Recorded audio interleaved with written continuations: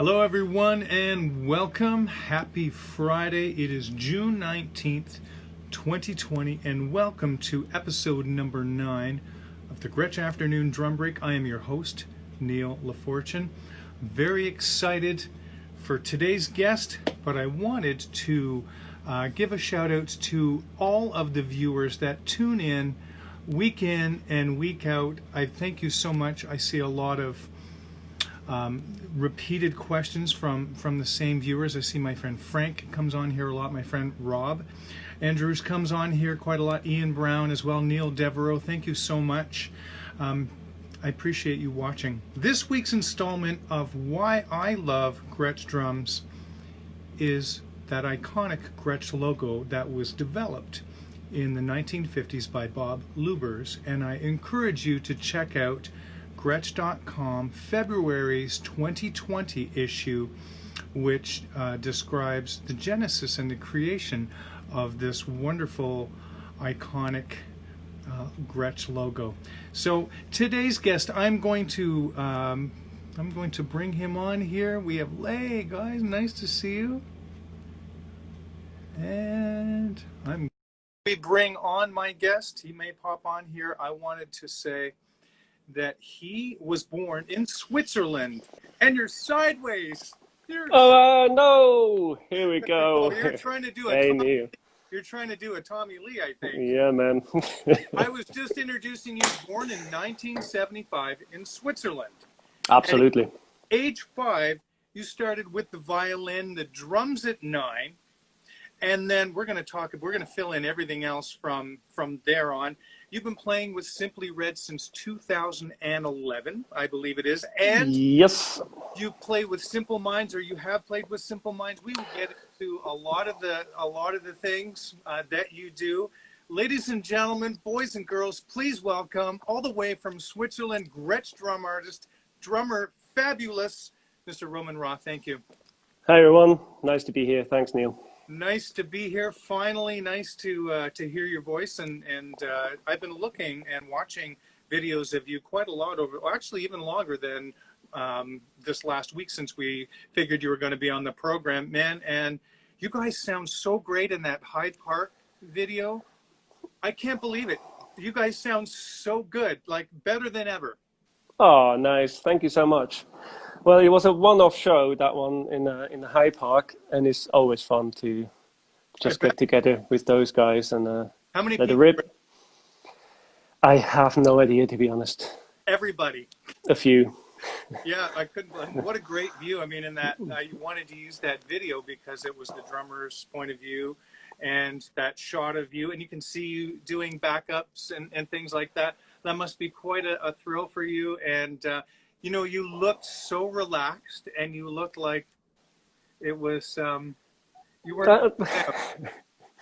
Well, you know, I do get nervous, but I've been with Simply Red, as you said, for almost 10 years now, and I feel so comfortable with these guys. It's not walking on stage. It's like sitting down for a meal. It's not very. It is very exciting, of course, but I'm not nervous when I get on stage with these guys. And you can totally tell that you're not, you know, not nervous, that it feels like home to you. So anyways, I appreciate you taking the time, and I'm glad that, you know, I'm able to reach Gretsch artists that aren't on the road. I would be on the road now, and you most certainly would be busy doing things. Yes. One of the good things that's come out of this COVID-19 pandemic is that I'm able to make new friends, interview some great musicians, and we get to talk drums for an hour. How amazing is that? There you go. Fantastic. I wanted to go back. I've got some questions here. When did things begin for you musically? Way back. I mean, my dad used to play the cello, and I remember him with his cello quartet, or with his string quartet in our living room, rehearsing when I was like maybe 3 or 4. And I started, as you said, the violin quite early. I wanted to play the viola, but when you're 5 years old, the viola is a bit too big for you. So the violin it was, and I really liked it. And well, probably sounded horrible for everyone else involved, but it was fun. That's very young to be starting, and that's great. Now, I read in your bio that were both your parents teachers. Yes, they're both school teachers. Okay, did that have any So impact on your practicing routine and your education at all for music? I don't think so, but it's hard to say. I mean, it's of course learning was a big thing in our house, and it wasn't yeah, you were encouraged to go and practice or to Sure. go and hit the books or whatever. So yeah, probably did, but not in a you gotta practice now. It's whatever. If I didn't practice, no one really mentioned it. That's wonderful. And the drums, you started playing those at 9? Started playing drums at 9. Well, it wasn't really the drums. It was more like a practice pad for 3 years. Just yeah, it was tough. But I really had to earn my first drum kit. Yep. And So it was did you do lessons? Did you do formal study with the pad? yes. There was a teacher here in Merlin, in the town I live, that and grew up, that used to teach pretty much every instrument there is. So he taught me some drumsticks stuff and on the practice pad. He wasn't really a drummer, but he was a good marching drummer. Okay. So that was his passion, and of course he wanted me to learn that firsthand and then move on, and I did. And then I moved on to a proper drum teacher. That's great. Now, the early days of playing drums, was there any, once you did play drum set, was there any musical connection? What were you listening to? What were you into when you were that age? Well, we're talking age 9. I think I was pretty much into whatever was on the radio. It wasn't like I don't think I found my thing yet at that age. But there was I still loved the 80s, and it was full of great songs and great tunes, and I remember with my little cassette tape recorder in front of the TV trying to record the songs that were on some Top of the Pops or whatever. And of course, every time a great song came up, my sister or my brother or my dad or my mom came in and started talking. It's like, no, I'm recording. So, yeah, different to nowadays, I guess. The 80s were wonderful. That's my era. I'm a little bit older than, well, a fair bit older than you, but I remember loving that era. It was new, and it felt like it was my music, you know, and it was really great. Yes. That's wonderful. So, did you already have a background in rhythm reading from playing violin, or was that something you learned more of on the drums early?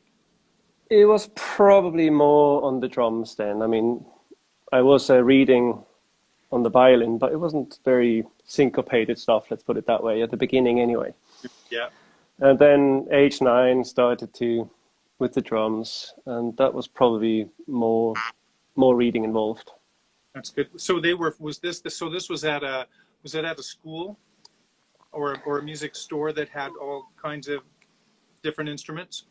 Still the same guys, same teacher. And how long were you Oh, there? I was with him till I was 12, I think. Yeah. And Did you then, belong to songs at all? yes, I did. Of course I did. I played, I mean, I got my drum kit when I was 12. Yep. So I couldn't really play the drums at that point. So I had to start figuring out how now to apply the marching drum stuff to a drum kit with some weird pedals at your feet. And yeah, Yep. and I think the first song I played to will say nothing to you, but it was a band called Opus, and the song was "Life Is Life," Wow. Okay. and that was a big drum fill in it.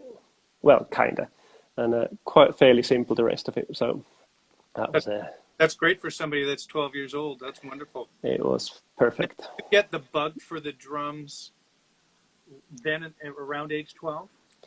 Yes, as soon as I got my drum kit, I pretty much that was the last time I played the violin. That Wow, was that was the end of that era. that's neat.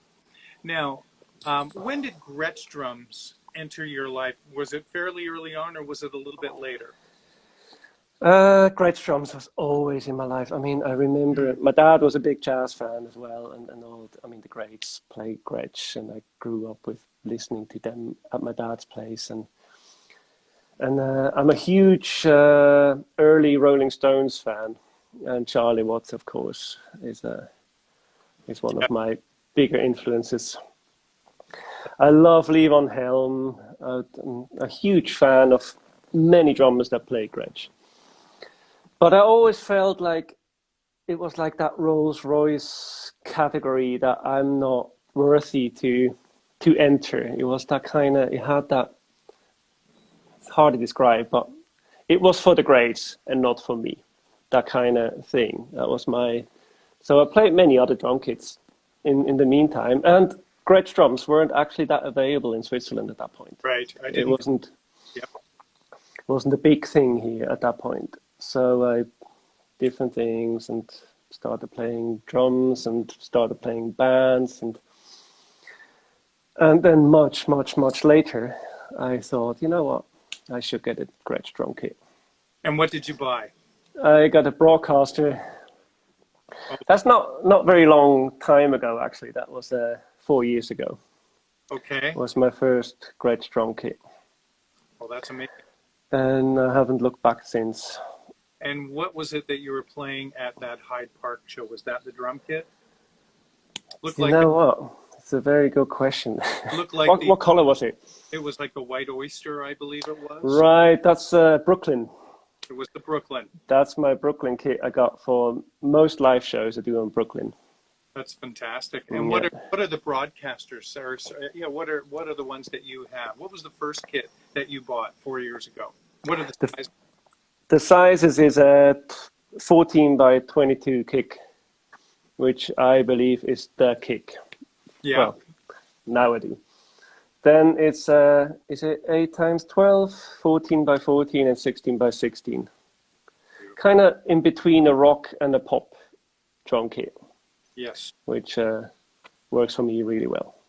That's great. So, as you said, Gretsch drums weren't really that available in Switzerland or in your area. Mm. Had you seen anybody that you knew play them and went, I'd love to have a set of those?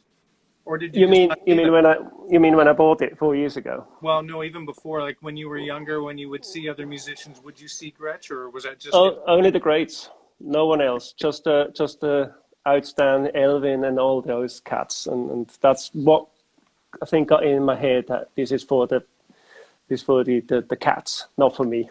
yeah, the greats, and they're Yeah. already available here in Canada, Mm. which was great, and it was the sound that I had heard in my head. Searched all over Toronto in the mid '80s, found a set, and went. I tried every brand, and they all make great drums. It was just Fantastic. I hit the toms, and it sounded like I immediately said, "I'm going to buy these," and put them on layaway, and got them a couple months later. So that's great. I know what you're saying. We were on tour in 2015, 2016, and in Yeah. summer 2016, we did lots of fly-in shows for festivals and stuff. And I was with a company, a very super small one-man show company from Switzerland at that point. Okay. And of course, they couldn't send drum kits to me wherever I was playing. Yeah. And we didn't take backline to most of those shows. It was just fly in, do the show, fly out. So every time I was at one of those shows, I told my drum tech, Terry, to, can you get a Gretsch kit? Just to try it out a bit. Can you get Gretsch kits? So I played many Gretsch kits in summer 2016. Oh, fantastic. And it was amazing. I mean, everyone in the band noticed it as well. It was something different was happening. And yeah, that was the moment. I thought, you know what? They blend in so well, and they have a soft, writing sound to them, but a projection and a twang that the other companies just can't capture. And I know many other companies have gone to the gum shells, the die-cast hoops, and tried to model those after and Mm. it's just not the same. That's really terrific, though, that that the band actually noticed. Well, so they say. But Well, I do believe they did. well, Maybe it was just my broad smile that I had for the whole show. It's like that's wonderful. he's loving it. So now, what happened after you started playing drums? Let's fill in the gaps here from when you were 12, 13, 14 to how you got to where you are now, playing with the top class musicians, bands, well-known people. Like, you don't get much bigger than some of the folks that you're playing with and the places you're playing. Fill me in on how that happened. Well, I mean, the usual starting your first bands, not playing very well, not sounding great, but doing demo tapes and doing shows for your friends. And Mm, so by the age of 16, 17, I was so deep into, I want to be a drummer. I want to play music. But on the other hand, I was a huge, or still am, a huge fan of math and physics. So my plan A was study math and physics and become a whatever that would have taken me. And actually, where it flipped in my head was I did an exchange student thingy when I was 17. I went to America, to Tucson, Arizona, funny okay. enough. And in that year, I kind of had a lot of time to think in the middle of the desert. And I thought, you know what, math and physics is nice and I love it, but music is my passion. That's what I want to do. And I really want to be a musician. So I convinced my parents that that is a good idea, which was actually not as hard as probably most other people have it. It was quite easy to convince them that I want to do this. And so I started studying music when I went home when I was 18. Started studying music in Zurich at the Academy of Contemporary Music. It was called. It's no more, unfortunately. And started teaching when I was 23 and played as many bands as I could, and just got into the Swiss scene. I take it you would say, which is not huge, as you can imagine. So yeah, it takes you about 2 months, and then you know everyone. Okay. Neil, were you And teaching in a school system or are you teaching privately? I was teaching in the school system at first, and then after a few years, I opened my own school. Wow. And I wasn't happy with. I had to grade my students for one thing, which I don't want to grade my students. Some people aren't very good drummers, but they might learn something else coming to me for lessons, and they might need something else than just playing drums. And how would I grade that? I mean, Right.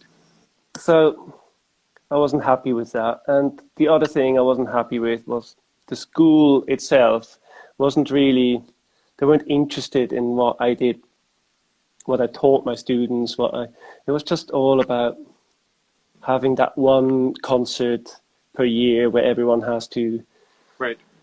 and the grades. So it wasn't for me really, So but it what was did a good, you sorry. do? No, and what did you do after that? So started my own school where I didn't have to grade my pupils, which was nice. And it was a good time for many reasons. And then started playing like the bigger bands in Switzerland and got into that, I'd say, B list of Switzerland. And at one point, I got a gig with Kirsty Bertarelli. That might not say anything to you. She's the wife of Ernesto Bertarelli, who is the big sailing guy in Switzerland. He won the America's Cup with the Alinghi. Some people listening might remember that. And she's a singer. And her producer was the London producer Andy Wright. And we're talking 2010 now, I think. And I met Andy Wright on the audition, where I auditioned for the drum seat, and I got the gig, and we became good friends. Andy and me, for the few shows we did. Actually, funny enough, we supported Simply Red at one of those shows. Wow. And at one point, I thought, I waited so long to get out of Switzerland. This is my moment. Now I know a guy from London who's actually big in London, and if I don't do it now, I won't do it. And I was 35 years old at that point, so Oh. I wasn't young anymore. So, I felt young. So I asked... 35 is young, don't worry. See, there you go. So I asked Andy, what would happen if I moved to London? Would I get any jobs, or would I starve and crawl back home, or what would be the... And he said, well, I've got a few stuff for you that you could do in the studio. I don't have tons at the moment lined up, but there will be bits that you could do in the studio for me.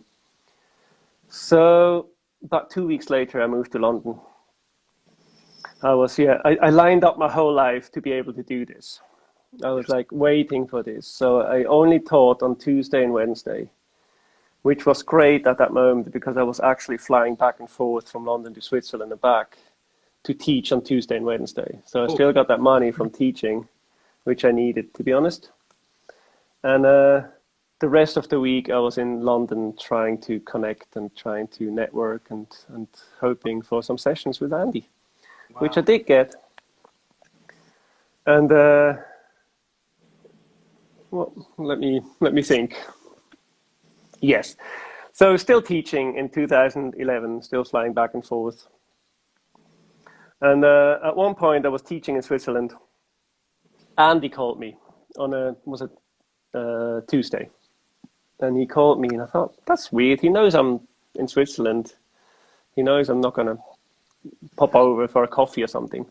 So I picked up the phone and Andy said, mate, would you like a show with Simply Red? And I was, well, yeah. I would love to play drums with Simply Red. It was just a one-off show at that point. Wow. And that was in November then, the show. It's a funny story if you want to hear it. Please do. Yeah, please. It was... First of all, the keyboard player called me up. I said, would you mind meeting me at the pub? That was like a few weeks before that gig. Just I fill you in and I tell you what's important and what's not important and blah, blah, blah. So I met him, Dave, at the pub in London, and 10 pints later, I think, we were good friends. And went home, kind of knew what the thing was. So I rehearsed for myself all the songs, and I knew what Mick was Mick, the singer, Mick Hucknall, wanted to hear from the drums, and I heard his drummer play, of course, so I knew the style and how to... We had 2 days of rehearsals. No Mick, he doesn't usually do rehearsals if it's no new songs. So I met Mick on the day of the gig, and it was the day when FC Basel, which is my local football team, kicked out Manchester United out of the Champions League.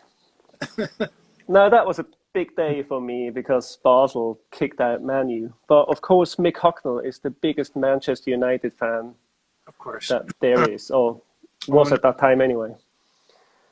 So we were watching the game actually in his dressing room, and as it started, it was kind of clear that it wasn't an easy thing for Man U, this game. Basel was really playing well.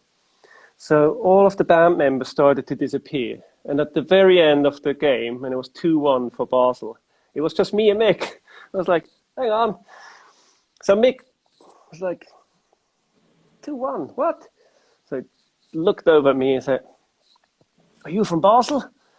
I said, no, I'm far away from Basel. We don't like Basel. And I thought, it can't be that one time they win on a big stage, it's my career that they destroy at the same time. I thought, it can't be.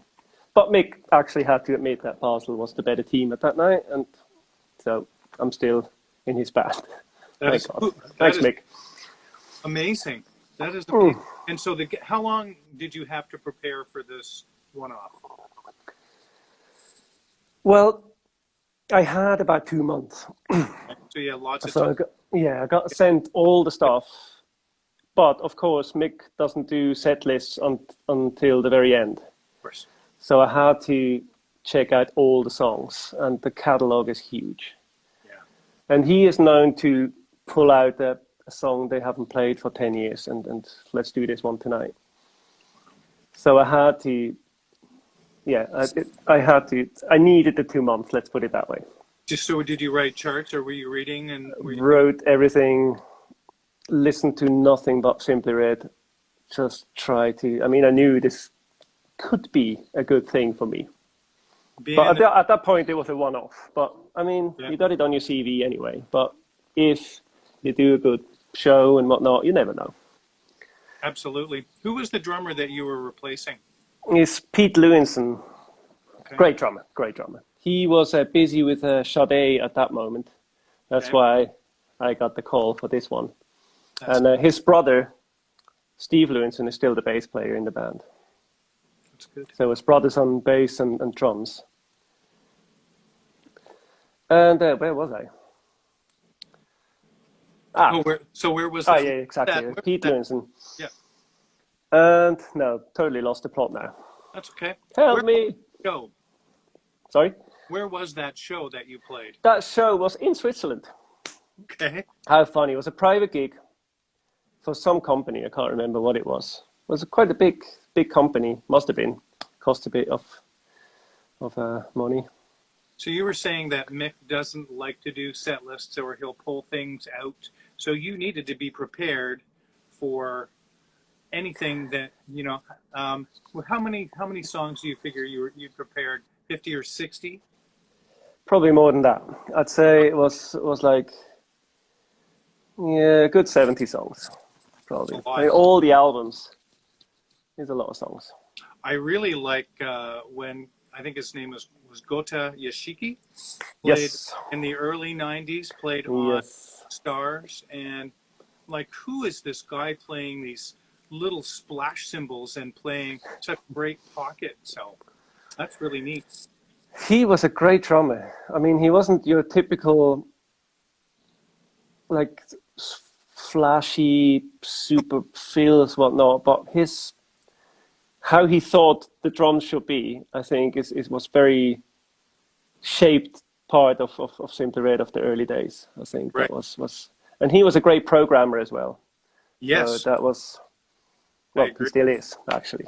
Yeah, he's into the kind of, I don't want to call it the smooth jazz, but kind of in that genre. And of course, as soon as I found out it was him on those tracks, I had to look up who he was and what he does and check out. And yeah, really terrific all around musician. I think we have the same birthday, he and I, only I think he's 10 years older than me. But there you go. We have a question here from Rob Andrews, wondering if Roman thinks that spending 3 years as a rudimental player helped him when he moved to the full kit. Sorry, totally lost connection there. Okay. Come again, please. The question here is wondering if Roman thinks that spending 3 years as a rudiment player helped him when he moved to the full kit. Absolutely convinced that makes a huge difference. I mean, I try to do that with my students, but of course times were changing and they usually already had a drum kit when they come to me, and then that is too late for doing that. Everyone wouldn't want to do that. And it's not an easy thing to do when you want to play drums, not the practice pad. But if you do that for, let's say, 1 or 2 years, doesn't have to be 3 years, and you're comfortable with the drumsticks, and then you sit on the drum kit, then there's one huge hurdle less to master. So you can focus on whatever else new on the drum kit. So yes, absolutely convinced that made a difference. I've had some students as well over the years that, and a few of them have had drum corps experience, but they had never done anything with their feet, but they had unbelievable hands, like way better hands than what I had, but their feet, they just hadn't coordinated them. Once they did, it was pretty awesome. Mm. That's a good question. Thank you for that. Okay, so now we're going to, I guess this is around 2010, 2011 when you started playing with Simply Red. What happened there? How did things continue for you?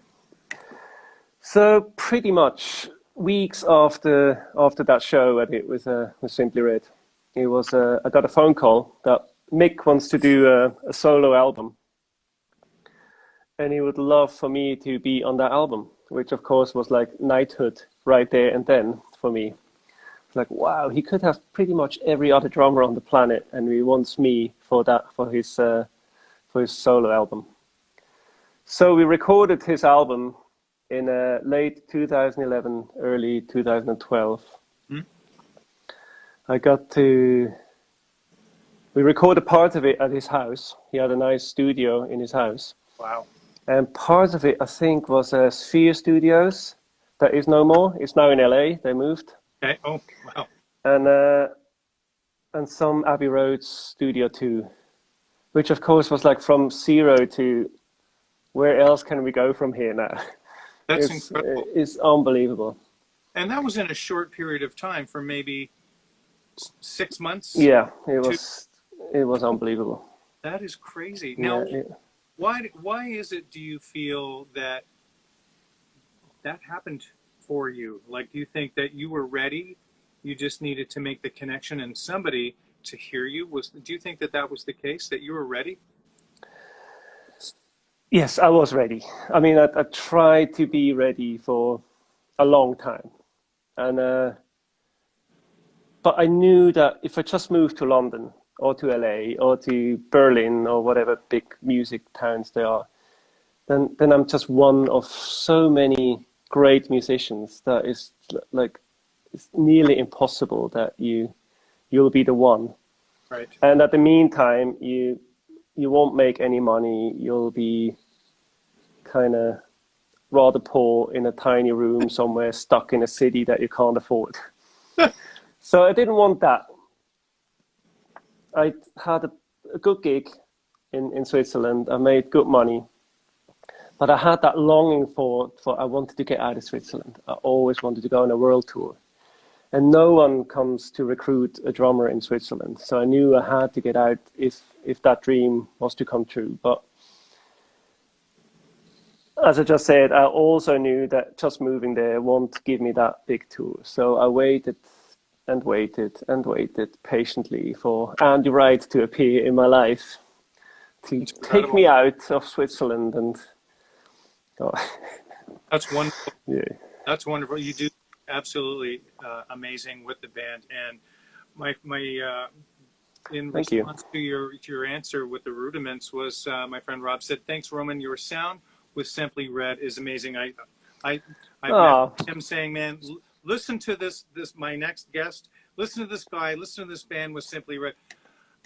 Lucas von Gretsch was the one that suggested that you and I get in touch, and he was like, "Roman is a prince." He says he's a wonderful guy and a great Thanks, player. Lucas. I appreciate Lucas, everything that he has done. We have another question here from Lars_Beck. Can you describe a normal day on tour with Simply Red? Do you or the band have any rituals before going on stage? Good question. Yes, very good question. Thank you. A normal day on a tour is probably on Simply Red tour is I usually wake up around 10ish. Bit of a headache. Do my exercises so I burn a few of the calories that I that I was drinking the other night, and get up, get breakfast maybe at 11, half 11. Usually meet some of the band members down at the breakfast bar. Then go up again, maybe for a walk, depends on what town we are in. Then usually 3 or 3:30 p.m. is when we meet the lobby call that you don't want to miss. You want to be on time for that one, or you'll never hear the end of it. And on the bus to the venue, Soundcheck usually around 4 o'clock. Quick soundcheck usually, unless we do a new song or something, which does happen. It could be that Mick says, I remember one, if I may quickly go in the story, is I remember one night Mick on the bus mentioned that he really likes the song Anna by the Beatles, which I've never heard before, by the way. And one day he would love to play that song. And that was on my first tour with him. That was in 2013 on his solo tour. So when we went to the hotel, the keyboard player took me aside and said, "You better learn Anna for tomorrow." And I said, "Why?" He said, "Well, we're going to play it probably." And I said, "Well, he didn't really say that we're going to play it." And he said, "Check it out. We're going to play it tomorrow." So I checked it out in the morning and I transcribed it. It's quite a tricky song, actually. I'm doing the harmonies as well on that one with that. It's quite a tricky drum beat. So I was rather nervous when it was actually on the set list. We did play it in Soundcheck, but that's a different beast in it. And so it was like the fifth or the sixth song on the set list, and I was nearly fainting when we got close to that. I was super nervous at that point. But it went well. And where was I? That's amazing. Yes. So that's the normal day. So normally you said you have So, a pretty quick sound check otherwise, except for when you exactly. do your Beatles songs. So let me take it from there. Sound check, then we go back to our usually not very nice rooms. As you know, the big stadiums have like those not very nice dressing rooms, but our crew makes it really lovely for us and try to make it cozy. So usually everyone's on the phone or the laptop for like half an hour, just checking in, see how people at home. It's exciting, yeah. 6 p.m. is a dinner, and this is rather spectacular because Mick loves good and healthy food. Oh, good.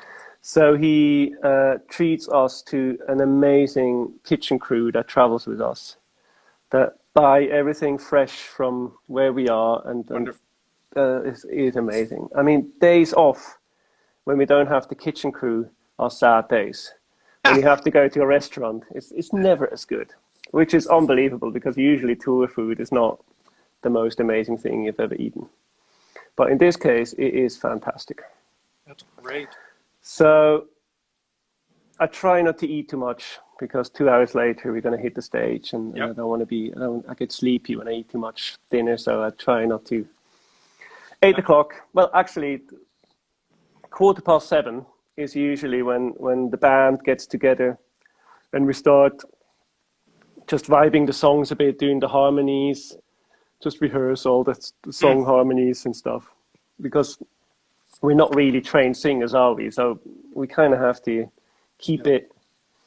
We have to do that. It wouldn't be good without it.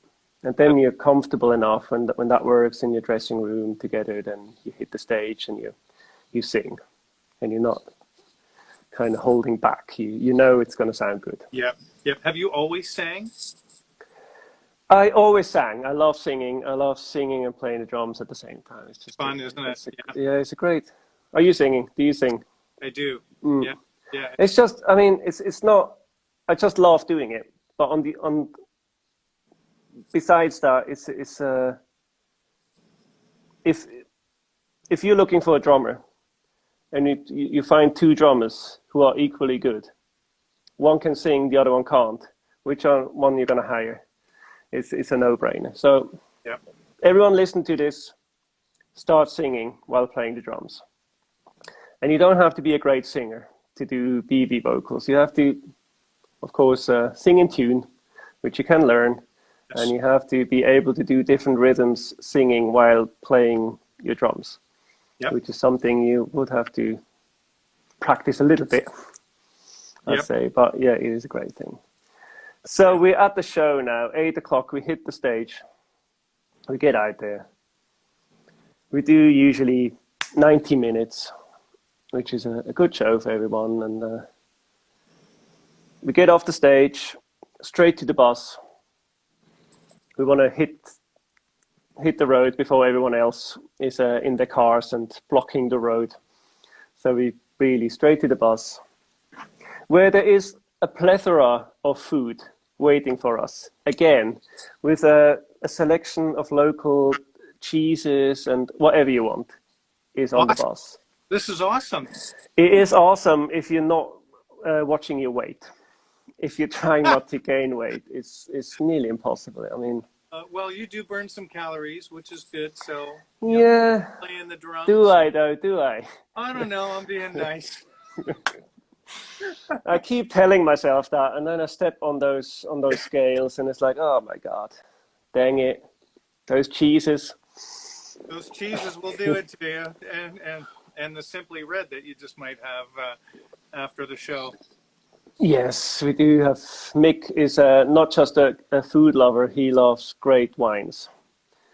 So he treats us to splendid red and white wines on the bus. You've hit the So, jackpot. yeah, I'm listening to happy myself for you. talking is like I'm a bit ashamed. Everyone No, listening to me, no, it's no. like, wow, Great. it is amazing. No, I'm just kidding. I'm happy for you. That's Well, wonderful. thank you. What is in? Do you play with a click on this show at all? The Simply Red ones I do to a click, as we have like stuff happening in the Yeah. background, and then videos, and then they're cued to the songs. So Awesome. yes, click for that. But the first tour we did, the Mick Hucknall, the American Soul tour, that was like his favorite American Soul songs. That was no click. That was proper rock and roll. That was fantastic. I That mean, would be don't get me amazing. wrong. Yeah. I like the click, and it gives me the confidence that sometimes you're a bit more nervous than other days, and I know I'm on the tempo. It's nice. On the other hand, sometimes when it gets like proper vibey on stage, and it's It's kind of, it feels like it's holding you back a bit, and then it's great when you got no click and you can just run with it. And then at one point, Mick probably turns around and kind of calms you down and goes like, too fast now. Let's get back to where we should be. that's So, but it's okay. I love that. I'm not a huge fan of everything has to be exactly the same tempo during the whole song. no. I mean, it has to be in the ballpark, of course, and it has to make sense to the music. But if you're in the middle of a guitar solo and everyone goes nuts on stage, then why not speed it up a bit, and why not run with it? Yep. But then you can always reel it in again afterwards and bring it back. Do you find being a singer has helped you be sympathetic with what Mick has to go through and other vocalists that you've worked with? Well, probably not. Okay. As I never have to deal with the audience. I mean, well, I don't mean that in a bad way, but I'm not the one who has to keep the audience happy and focus, and That's a tough job. that's Mick. That is a tough job, and some gigs are easier than others. Let's put it that way. And some gigs you walk on stage and everyone's already screaming their heads off, and you know that this will be an easy one. And then there's the other ones where everyone's sitting down and you hear a few claps, and then it's kind of like, okay, it's going to be a bit of work here. Those are sometimes the Canadian audiences are a little bit like that. I play in an ABBA tribute, and when you play, Right. people are come to see an ABBA show. They know what they're getting. They're happy. They're excited. But we play a lot in the States and other places, but sometimes in Canada they're a little reserved until, maybe 5-6 songs in, and then it's like, are we okay to? It's really funny. So Yeah, same in Switzerland a bit. Swiss people are quite, right. yeah, let's not write it. Let's wait and see what happens. That's good. So yeah. Let's talk some more about some Gretsch drums. What is it that you own? What is it that you play? Let's recap. You know what? Let's go to my rehearsal space Right. and studio space. Let me quickly. Let me see if I can do this. I'll walk you. So this is, by the way, this is the pool that I was sitting with Lucas Oh, okay. Yes. on that. It was a cold December day, and I was feeling a bit ill, and he made me put my legs into the cold water. Thanks, Lucas. So we're walking the walk that I usually do. If I was a guitar player or a singer, I would go up there where there's daylight. But I'm a drummer, so we're going down in the basement. Yay! Hey. So here we go. Walking down, walking down, walking down. Another set of stairs, walking down. I want to play checkers now. I don't know why. And here we are in my studio. Wow. So this is my rehearsal space and studio space. I just did a session today. That's why everything is up and running. So wow. Let me quickly walk you around this splendid. This is, funny enough, the first kit I bought. That's the one. That's the broadcaster I bought before I was a Gretsch endorser. Okay, wow. So 22 by 14 or 14 by 22 for our American friends. Then we got, I try to do this not to Blair Witch Project. Wow. Here we got, and I have to say, the most amazing snare drum in the world. The bell brass. The bell brass. It is, if you like fat punch, you like the bell brass. Yeah. And you have to have one. It is fantastic. So, yeah, Remo drum heads. I love the vintage coated ambassadors. Okay, yeah. If you ever try those, they're really nice. What else is there to see? I got my little drum kit over here. That's my, if I got a jazz gig or any small show in Switzerland here, then I take this. It's a 20 by 14. It's a 7 by 10 and a 14 by 14. That's how it looks.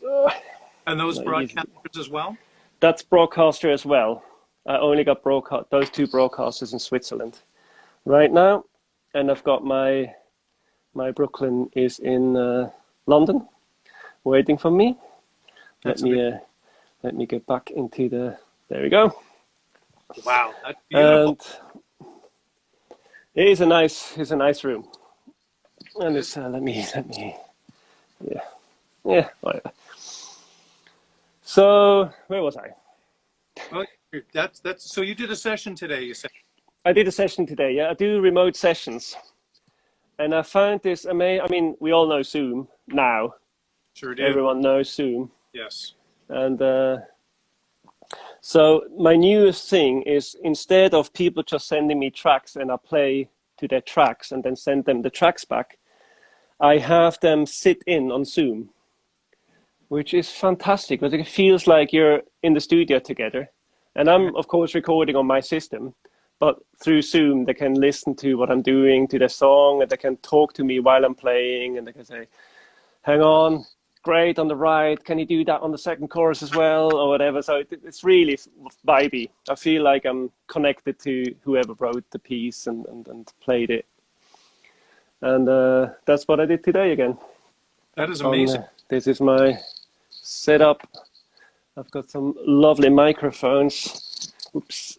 Wow, what have you got? I just started home recording, and now I'm starting to know what certain microphones are all about. Right. I mean, I've got my overheads that not many people know that. I'm not sure if you can. Where are they? Not easy. Wait, sorry. Everyone gets sick now. Listen. Hang on. Why can't I switch? Yeah, there you go. That is a Austrian Audio OC18. Wow. That's the old, the people who used to work for Shaw, they formed a new company. It's called Austrian Audio. So they make these fantastic. I'm not endorsed by them, by the way. So I do believe they're absolutely fantastic.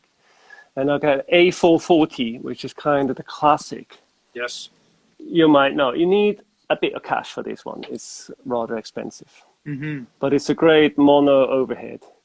Or a great bass drum outside the kick drum, or a great thing for singers. Fantastic. I've got the classic SM57. Where am I? SM57 on the snare. And I've got some ATs and some Audix and it's like a D4 here on the floor toms.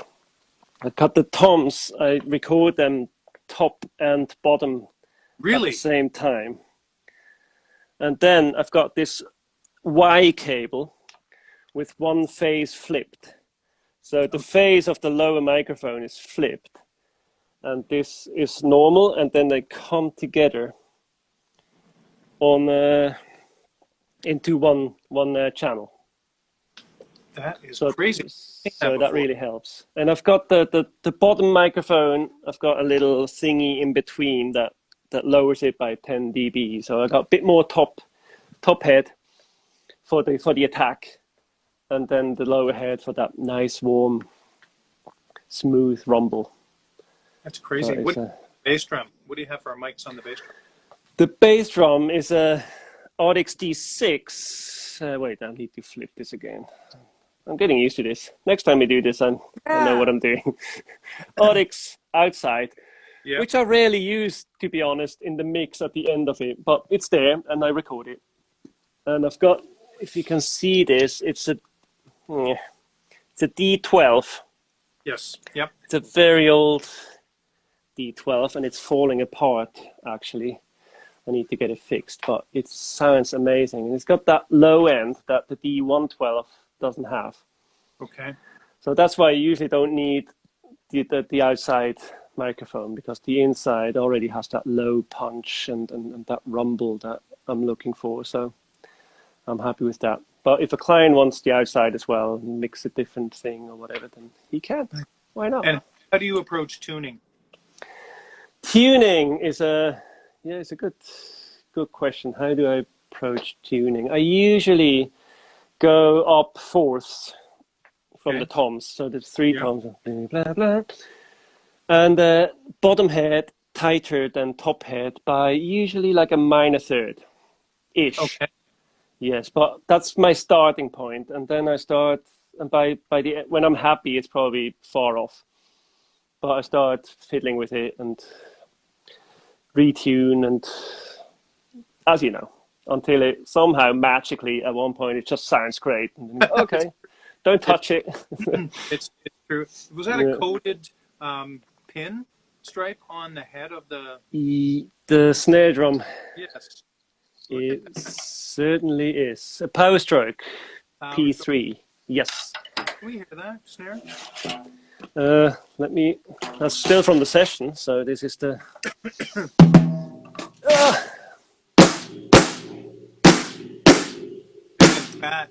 Yeah, it is amazing. I'm going to sit down and play now. Yeah, it is, honestly, if you need fat punch from a snare drum, don't look any further. This is your snare drum. It's unbelievable. For live, I'm usually using the steel 14 by 6.5, I think. Steel. Really? Yeah. It's got a bit more. It's how do you describe that? It just gives a bit more back on stage for me. Some more body, perhaps. Yeah, it's a bit more vibey on stage. Okay. And for the studio, this is the one, because I don't need vibey here. I need great sound, and so. I think I think several of the Gretsch artists that I've spoken to have that bell brass, and my guest last week, Noel Webb, has one, and he's like, "This is the drum I know you want." Well, yes, it is. It is the drum. We lost you there. Let me go back up. I think I got better connection up here. There we go. We have maybe 6 or so minutes, 6.5 minutes or so. I know it goes by super quick. What advice do you have for young drummers, or somebody not necessarily 15, 16, but maybe 20, 25, 30 perhaps, that want to do what you do, and how to get from where they are into playing, no pun intended, into a larger arena? Well, I mean, you can't plan it, as we know, but you can be ready. So you can... That's great. Practice as much as you can. Don't forget the network. It's usually musicians are really bad at networking. Yeah. Well, usually artists are very bad at networking. Don't forget, go out, talk to people. It's usually where you get your next gig. That's usually where it happens. Never say no to a gig just take whatever you can. I did everything. And funny enough, those shows where you think, oh my God, I wanna die now and get it over with, something comes out of them. I have so many stories about shows that I really didn't want to do and did it anyway. And then some guy kind of called you up late and said, hey, I saw you there and a friend of mine did this and do you want to... So you got the next gig. Don't say no. Be humble and get your ego in control. I think that's the main thing I want to tell young people is just relax. I usually, if I need a reality check on tour, I ask myself, how many people bought their tickets because I'm the drummer? And how many people bought the tickets because Mick is the singer? And then you kind of, you know what I mean? It's kind of... Puts it in perspective for sure. Yeah, absolutely. And I don't mean that Mick is a really nice guy and he's a great boss and I love playing with him. Yeah. He is the boss and I absolutely know that and it's absolutely clear to me. And if he wants me to play a certain thing, I'm not going to argue with him. Do you know what I mean? And I'm doing it and he might come back and say, oh, actually, the thing you did, I actually like better. Or maybe he doesn't. But he is the boss and he knows what he wants to hear from me. And I'm not going to argue with it. Don't be stupid. Wonderful. How long have you been a Gretsch endorser? And what does that mean to you to be part of the family? I've been a Gretsch endorser since, I think it was like September 2016. And being part of this family, words fail me. I mean, it's such an honor to be on board of that iconic drum manufacturer. That, yeah, every day I wake up happy because it's I'm sometimes I have to admit, and just between the two of us, I Google, and no, I'm not Googling. I go to the Gretsch artist page and I see my photo there, and I can't believe it. I can't believe it. I still can't believe it. But it's it's fantastic. I love it. Well, I'm glad we had some time, and thank you so much. You believe that almost an hour has gone by. Amazing. It just fly. I really appreciate you being so easygoing. So, well, I mean, you sent me your information. I did a little promo video, and you're like, great. I'm like, okay. But everybody has been wonderful, and thank you so much. Where can people find you on the web? Where's a good place to get in contact with you? Well, so the easiest would be my website is romanroth.com. That's ROMANROTH.com. And all the links to all the socials and stuff is on there. And there's you can talk to me there and you can go to Facebook and whatnot. So, yeah. And if they want you for some kind of a session, they can hire you for that? Yeah, that will be on my website as well. And just click on you'll see it. You'll see it. I hope contact sometime. I hope you end up over here. I live under 10 minutes from a pretty good sized venue called Casino Rama, and hopefully when things kind of change, perhaps you'll be maybe even in Toronto. I would love to meet you in person and see. Oh man, I'd love to see you. But thank you so much for your time and for fitting us in. It's been a pleasure. And for being so great. Thank you so much, everybody. Tune in next week. I have another amazing guest. And thank you, Mr. Roman Roth. You take care now. Thank you. Bye-bye.